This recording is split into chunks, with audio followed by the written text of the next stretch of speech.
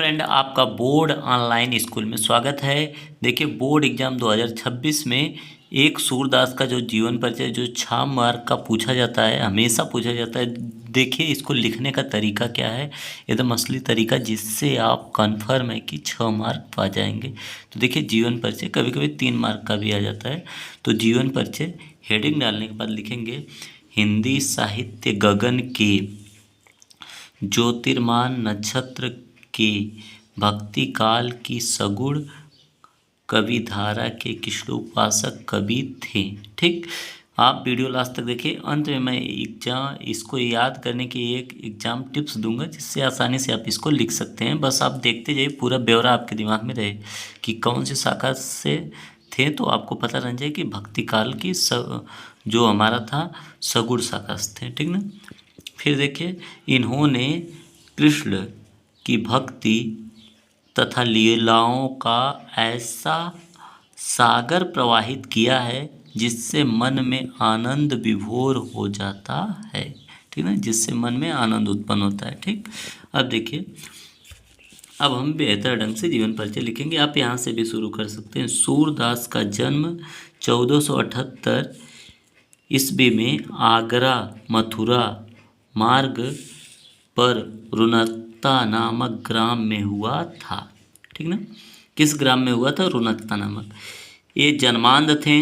ठीक, इस विषय में मतभेद है। ठीक ना, कि ये जन्मांध थे यानी बचपन से अंधे थे या नहीं। ठीक, फिर एक कृष्ण भक्ति के पद सुनकर पुष्टिक मार्ग के स्थापक वल्लभाचार्य, इनको याद रखिए, ने इन्हें अपना शिष्य बना लिया। ठीक ना, इनको क्या बना लिया? अपना शिष्य बना लिया। कृष्ण भक्ति का जो पुष्टि मार्ग इन्होंने गाया था।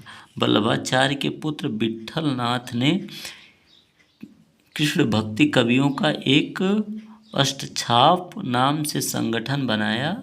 ठीक ना, इसमें ये प्रमुख थे।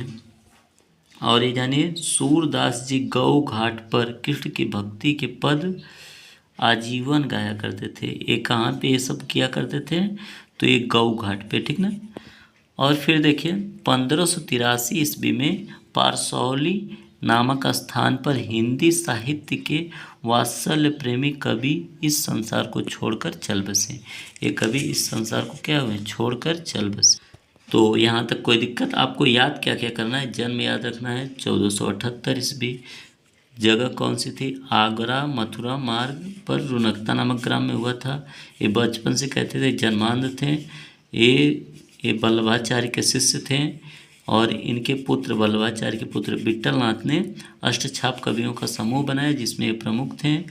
और सूरदास गौ घाट पे हमेशा कृष्ण भक्ति गीत गाया करते थे। 1583 में पारसौली नामक स्थान पे इनकी मृत्यु हो गई। रिवीजन। अब आ जाते हैं हम लोग रचना के पास। तो देखिए, इनकी एक रचना है सूर सागर, और दूसरी है सूर सरावली, और तीसरी है साहित्य लहरी। ठीक, ये 3 रचनाएं हैं। सूर सुर लगा के आप लिख देना, सूर सागर, सूर सरावली, साहित्य लहरी। ठीक, अब देखिए, एक दोहा आप अंत में लिखेंगे, जिससे आपको बहुत ही ज़्यादा फायदा होने वाला है। तो देखिए, दोहा में हम क्या लिखेंगे? सूर सूर तुलसी ससी उड़गड़ केशव दास, अब के कवि खगोत समान जहता करत प्रकाश। ठीक ना, ये जो है सूरदास के लिए स्पेशल लिखा गया है। ठीक ना। तो ये दोहा अंत में यदि आप लिखेंगे तो आपको बहुत अच्छा मार्क मिलेगा। एग्जाम टिप्स में देखिए, आपको बस इतना ही याद रखना है शॉर्ट में, बाकी कुछ चीज़ें बना के लिखनी है। तो जन्म याद रखना है 1478, स्थान कौन सा था? रुनकता मथुरा था। ठीक, और मृत्यु कब हुई थी? 1583 पारसौली में हुई थी। इनकी रचनाएं जो थी सूर सागर थी, और सूर सरावली थी, और साहित्य लहरी थी। ठीक, ये हो गया हमारा पूरा इनका जीवन परिचय कंप्लीट। इसको आप चाहें तो स्क्रीनशॉट ले सकते हैं। अगर पूरा ये जीवन परिचय आप PDF फॉर्म में चाहते हैं तो हमारे टेलीग्राम का नीचे लिंक है, वहाँ से जाके आप ज्वाइन करिए, आपको मिल जाएगा।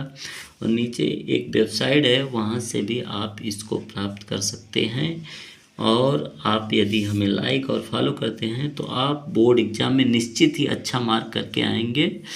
नोट्स के लिए हमारा एक नंबर है, जिसको आप नोट कर लीजिए, 8840 72 25 90। 8840 72 2590। इस नंबर पे आप व्हाट्सएप करिए, बात करिए और आप नोट्स प्राप्त कर सकते हैं। तो बोर्ड एग्ज़ाम की जितनी जल्दी तैयारी करेंगे उतना ही अच्छा रहेगा। मिलते हैं अगले वीडियो में, तब तक के लिए जय हिंद, जय भारत।